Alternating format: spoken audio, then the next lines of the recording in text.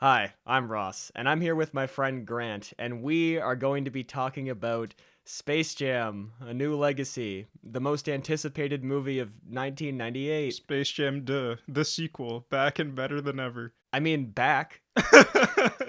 Let's just get this out of the way. I hated this movie. I hated it with every fiber of my being. Not like I thought it was pretty bad. I despise every second of this with all my heart. Yeah, there are so few redeeming qualities. Can you name one redeeming quality? Big Chungus. Shut the up. With all due respect, this idea is just straight up bad. The first question I want to ask you is, who wanted this? Did anyone want this to happen? No. Yeah. Second question. But now we all have to live with it, I guess. Yeah, just what a complete fucking disaster, you know? It's not even fun bad. It's not even like trashy and silly and goofy. It's just really kind of painful to sit through. Yeah, like the whole movie is really silly, and I think the only parts that are like silly enjoyable are the parts with Don Cheadle. You and me, we're gonna put on a show, baby. The story of Space Jam 2 is that LeBron James gets sucked into a computer by Don Cheadle.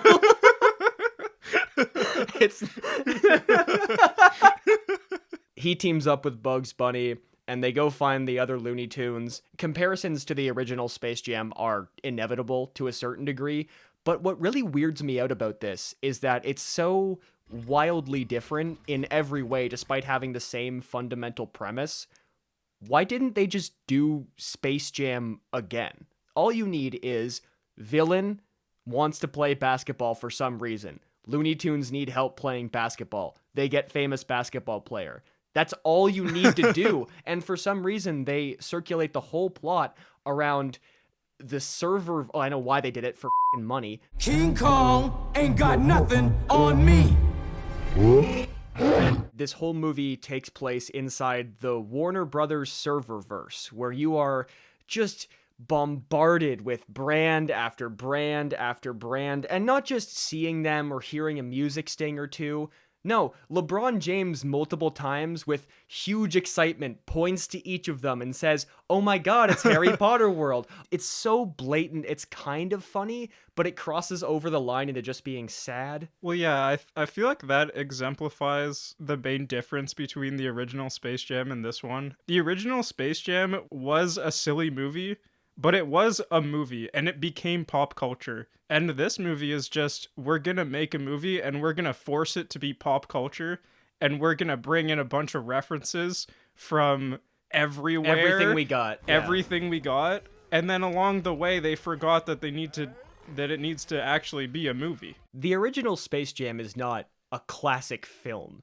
It's No. not a great movie, but it at least seems to be having a good time with the concept of, what if the Looney Tunes have to play a fucking basketball game? The whole sequence where they're going in all the different movies, it made my fucking skin crawl. Like, it was so... There was something just so fundamentally wrong about it. It felt like a late 2000s YouTube sketch, not a movie. Winter, I say, winter is coming. I'm just going to try to recount the plot of Space Jam 2. So, in the beginning... God created the earth. No, God created yeah. LeBron James, the perfect Yeah, human being. The perfect. Oh my God. Oh dear God. We'll get to that.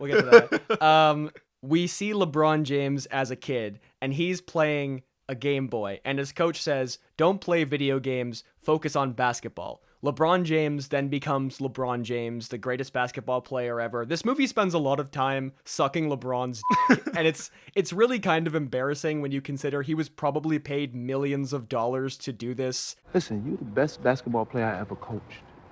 You could be a once-in-a-generation talent. Algorithmically speaking, he's more than an athlete. He's a king.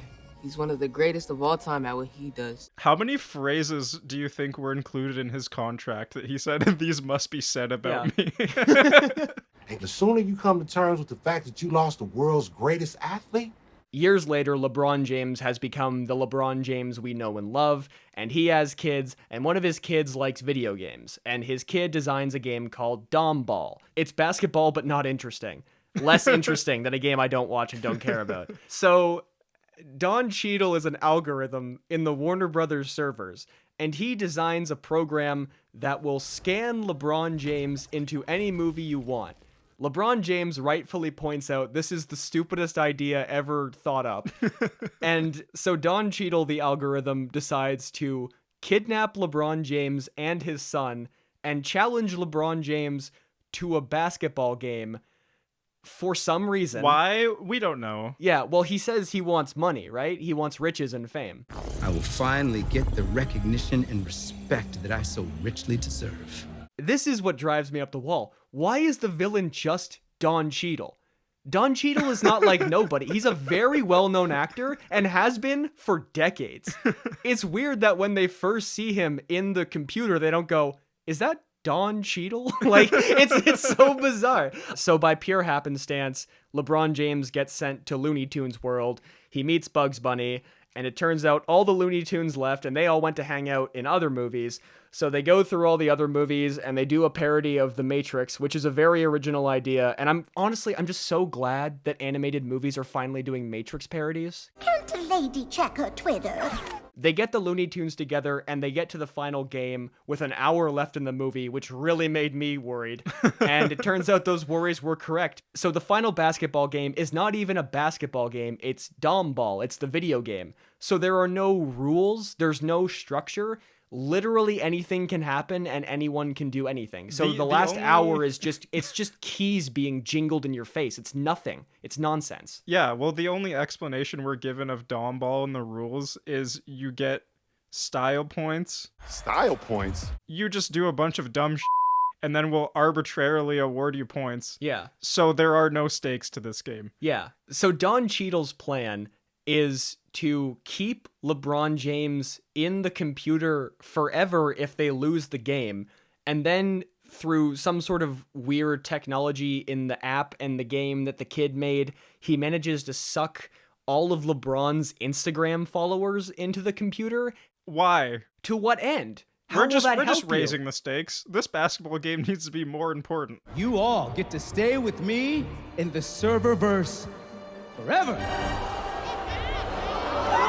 It is the most futile point to argue in the world, but when you see like the Iron Giant and King Kong and Pennywise and the Riddler and all this you just see them all running over the hills, like seeing all this stuff together, what does that add at all?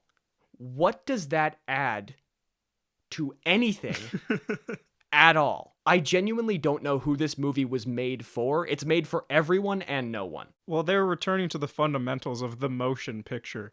It is simply moving images. We rapping now? We rapping? I don't really have a problem outside of the story, obviously, with this movie's like base components. It looks fine. The VFX work is pretty good and honestly just a waste of good work. And LeBron James is obviously not a good actor, but that's not what he's here for. Don Cheadle's having a good time in the green room. Yeah, they just locked him in there for a while. Yeah. I hate this movie more as a monument of what movies are becoming and what I see movies becoming, and this gruel we're being served, this slop we're just expected to choke down because it has something familiar on top of it. It's like putting a Darth Vader helmet on a piece of shit. I think you could have made a decent Space Jam: A New Legacy movie. Do you think that there's no Space Jam 2 that could exist that could be good? No, because it's like I said, you just do Space Jam again. You just rip it off completely, and that would be fine. Yeah, that's what I'm saying. That would be totally fine, yeah. There is a world in which this is not a soul-draining affair. But unfortunately, we don't live in that world. Show 'em who you really are, notorious P.I.G. I think we should talk about LeBron's character arc a bit. It's weird that LeBron James is the star and centerpiece of this movie when the movie treats him like a really shitty guy who like can't function as a father or a person. Yeah, it sort of springboards back and forth between, oh, LeBron cares so much about his kids, and then also, wow, LeBron really does not want his kid to do anything with video games and really wants him to become a basketball player, even That's though it. He already has a son who's really good at basketball. Like, the ending of the movie is LeBron James learns how to let his son do the one thing he seems to enjoy. Maybe video game not so bad after all. E3 ad spot. The movie doesn't need to be about anything more than LeBron James hanging out with the Looney Tunes. And it's not about... The Looney Tunes are incidental to this movie, which is crazy. The movie doesn't give a about any of the core aspects of Space Jam, which are Looney Tunes and basketball. This movie is about neither. Yeah, I feel like what stands out to you from the first Space Jam? Because like when I think of the first Space Jam, the scene that sticks out is when Michael like rallies all the Looney Tunes by giving them like the water, which is his special juice. Yeah. Or whatever, and they just needed to believe in themselves the whole time, and then they started working as a team. It's like a thing that happens in a like, movie. Could win. And it's like, wow, basketball. LeBron James doesn't even seem to like the Looney Tunes at all for the whole movie. And then Bugs Bunny dies. Oh my god, I forgot Bugs Bunny dies. What's up, Doc? Bugs, how did you... Come on. You didn't think you'd get rid of me that easily, did you? I cannot imagine ever watching this movie again, even as like a, let's throw on a bad movie. It's not that kind of bad. It's not fun. No. 2 hours. This movie is 2 hours long and it feels 18. I think I'm worse off for watching this movie because there's a distinct chance that I'm like next time I watch Mad Max Fury Road, I'm gonna think of like Looney Tunes. I ball all day. No, there were like 3 funny jokes. Name them. I don't want to. The Michael B. Jordan joke was all right. The Michael B. Jordan joke was good. I forgot about that one. That's Michael B. Jordan, the actor.